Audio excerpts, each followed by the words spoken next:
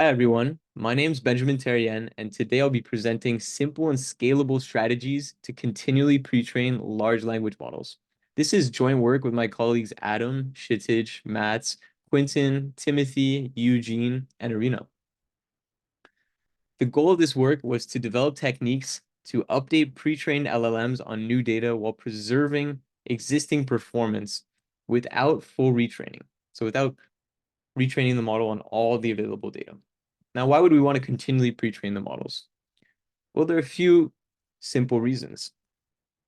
First, it allows us to significantly reduce pre-training costs compared to fully retraining the model. Second, we know that there's a lot of data that's ever growing, and we'd like to keep our models up to date. Lastly, this allows us to update the open source models, the very large number of open source models like Llama, Mistral, and others on Hugging Face Hub, and make better use of them. Now, starting from a pre-trained model is actually a key assumption in our work. The Chinchilla Scaling Laws paper in 2022 used this linear warm-up and cosine decay schedule to pre-train their LLMs. Since then, many works have used the same schedule, like Llama. So this is essentially the assumption we make is that the checkpoint that we will be continually pre-training will have been decayed according to such a schedule, meaning that the learning rate is going to be quite small. And our hypothesis here is that we'll need to re-increase that learning rate to a large value in order to learn a significant amount in the continual pre-training phase. As here we assume that we'll have a lot of data in the order of billions, hundreds of billions of tokens in the pre-training, continual pre-training phase, meaning that we wouldn't want to waste that compute with a small learning rate, right? So concretely, our continual pre-training setting is as follows. We have the first data set, which is that data set that Llama, Mistral, or any of these open source models would have been pre-trained on. And then we have the new data set, the new data you'd like to ingest. In this case, Slim Pajama. And this is essentially the continual pre-training data or the new data, right? And so in our setting, we first pre-train on Pile for 300 billion tokens using this linear warm-up and cosine decay schedule. And then we continually pre-train using strategies that we'll introduce in the next few slides on this new data. And so this incurs essentially pre-training cost, which is proportional to the amount of tokens in the new data set. On the other hand, we have a baseline that we compare to, and we consider this to be an upper bound on our performance. And this is the baseline which mixes together Pile and Slim Pajama into one data set, which is of the size of the entire thing.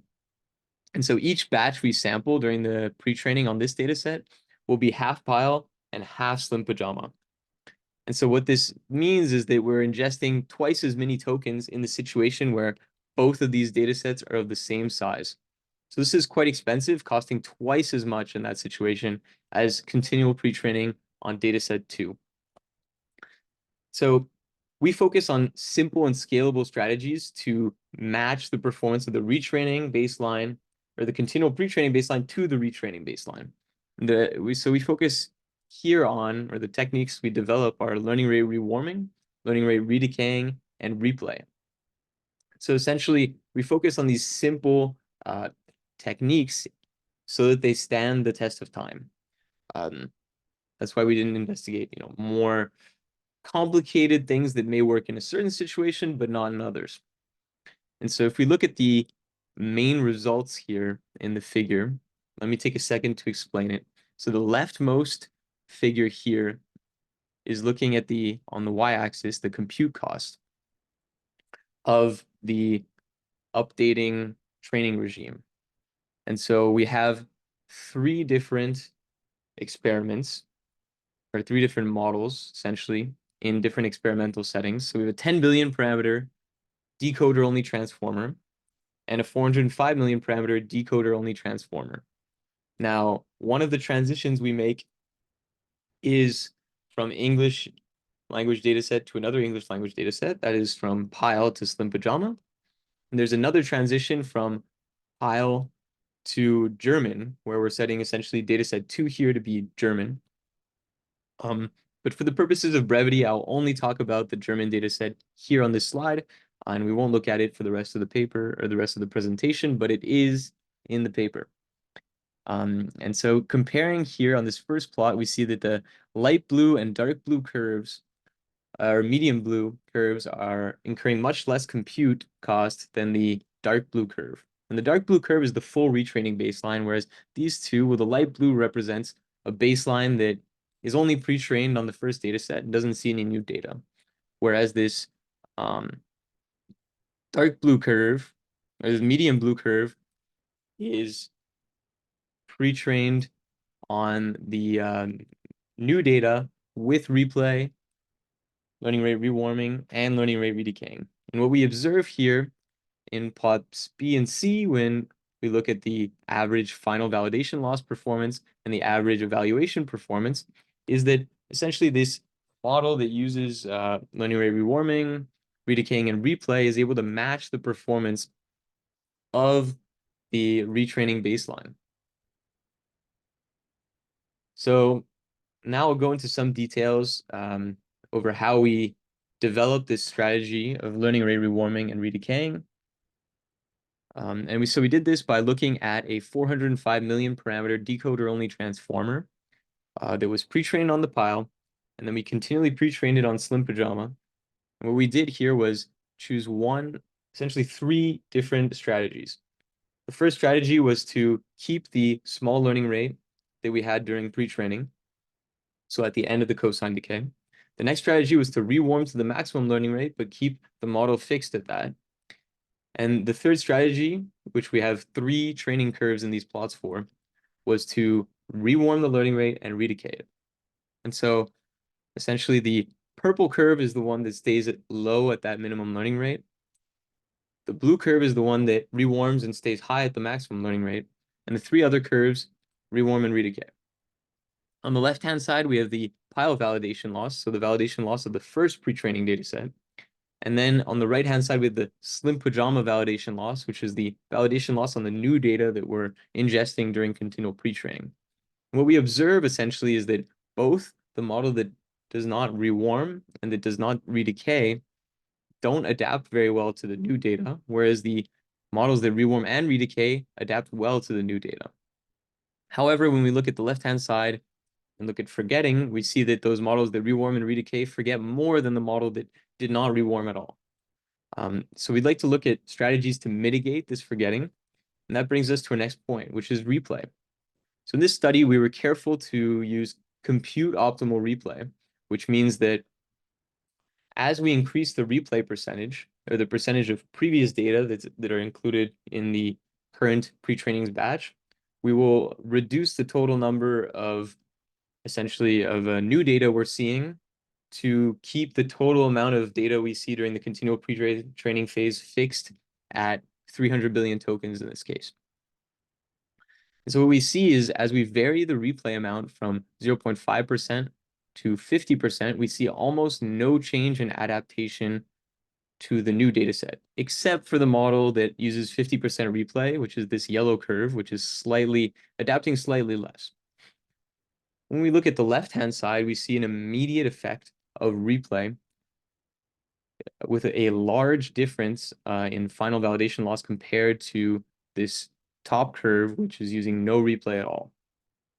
And for every increase in replay from 0.5% to 1%, 5% to 10%, we see continued savings in terms of forgetting on pile. So this shows us that we can choose a relatively small amount of replay and still and not lose much on the downstream data set, and also not forget so much on the previous pre-training data set, which is nice. And so these are the strategies that we combine together and test at the 10 billion parameter scale. We choose 5% replay. And so we train one of the models with learning rate rewarming, redecaying, and that 5% replay, and another, which is, so that was the black curve. And the purple curve is continually pre-trained with no replay. And then finally, the last curve that I want you to pay attention to here is the burgundy curve, which is the baseline that was trained on the union of both data sets. So it's the retraining baseline. It's twice as expensive as the continual pre-training baseline here, because as I mentioned, we're assuming that we have access to a pre-trained model that saw the first data set already. So we're only counting those tokens in the continual pre-training phase. And what we notice is that just like at the 405 million parameter scale, replay has a significant effect reducing the forgetting, and also, rewarming and redecaying performs well with 5% replay and without to adapt to the new data set. So essentially, we're losing almost nothing by including that replay, but we're really mitigating our forgetting. And as we saw here in the final results curve, we see essentially that the 10 billion parameter model that was continually pre-trained very nearly matches the performance of the fully retrained baseline here on average evaluation performance and average final validation loss. So finally, we have one last improvement that we brought to continual pre-training in the form of infinite LR schedules. So we conducted a preliminary study of this idea, which we think is promising, but we have not thoroughly tested it. So we expect future work, or we expect this to be an interesting direction for future work. So if we look at the previous slide, when we were rewarming the learning rate in the continual pre-training phase, we noticed, if we look at the left-hand plot, we noticed that essentially the validation loss on pile increases by a lot. And this is because we're re-increasing the learning rate. And so perhaps this could have a negative effect. And so if we knew ahead of time that we wanted to continually pre-train this model, perhaps we could take some steps to mitigate this. So this is something that people could do on Hugging Face Hub now that they have become aware of this strategy. Or, if you were pre-training language models internally at your company, perhaps this could be a beneficial strategy so that you could resume training effectively. And there are some models, such as DeepSeek Coder V2, which are essentially employing a very similar strategy to this, and their papers are testimony that this works.